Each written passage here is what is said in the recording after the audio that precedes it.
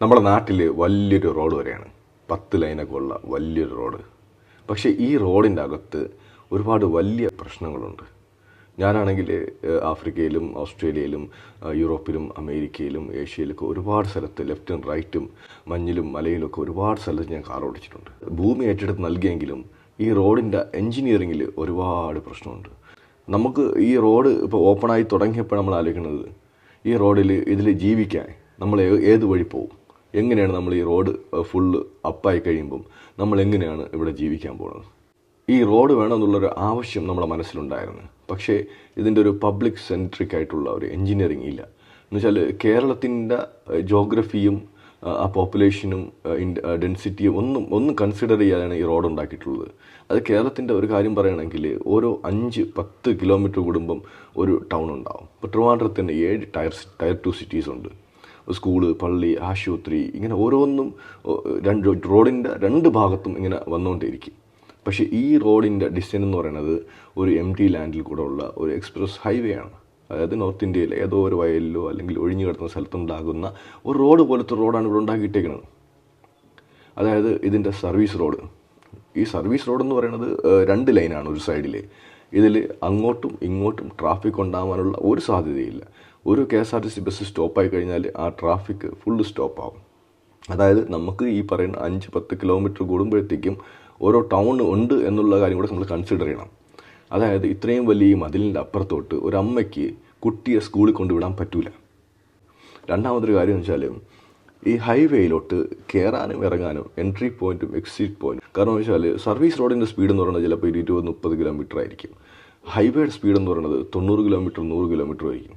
നമ്മളിങ്ങനെ പോയിട്ട് ഇങ്ങനെ കയറാൻ പറ്റില്ല ഹൈവേയിലോട്ട്. 3 ലൈനുള്ള ഇതാണ്. അപ്പോൾ അത് ഇങ്ങനെ നമ്മൾ ഓടിയാണ് നമ്മൾ കയറി പോകേണ്ടത്. ഞാൻ ഇതിൽ എൻട്രി പോയിൻറ്റും എക്സിറ്റ് പോയിൻറ്റും ഒന്നും കാണുന്നില്ല.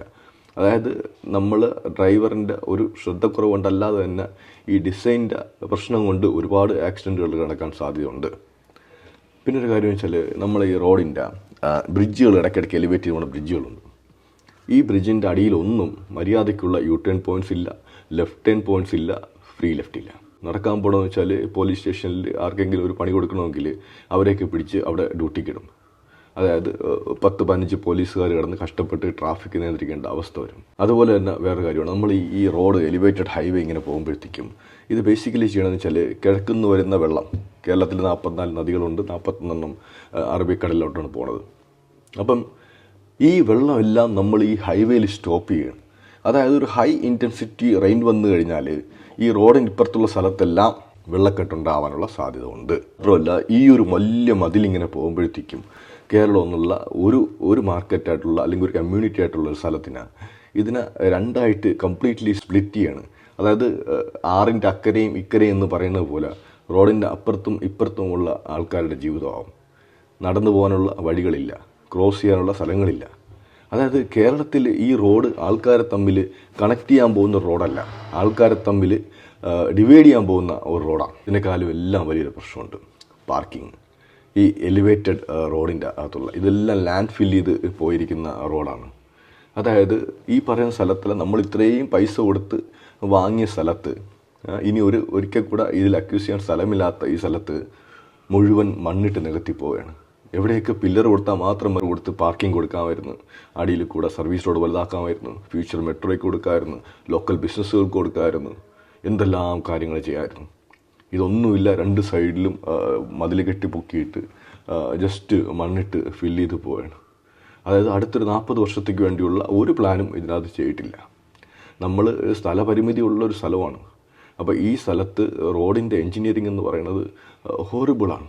ഹൈവേ സ്പീഡിലാണ് പോകാൻ പോകുന്നത്. പക്ഷേ ഇവിടെയുള്ള ജനങ്ങൾ ബുദ്ധിമുട്ടും, ഈ സർവീസ് റോഡ് ഉപയോഗിക്കുന്ന ആൾക്കാർ ബുദ്ധിമുട്ടും, ഡിസൈനിലുള്ള പ്രശ്നങ്ങൾ കൊണ്ട് ആൾക്കാർക്ക് ആക്സിഡൻറ്റ്സ് ഉണ്ടാകാൻ പറ്റും.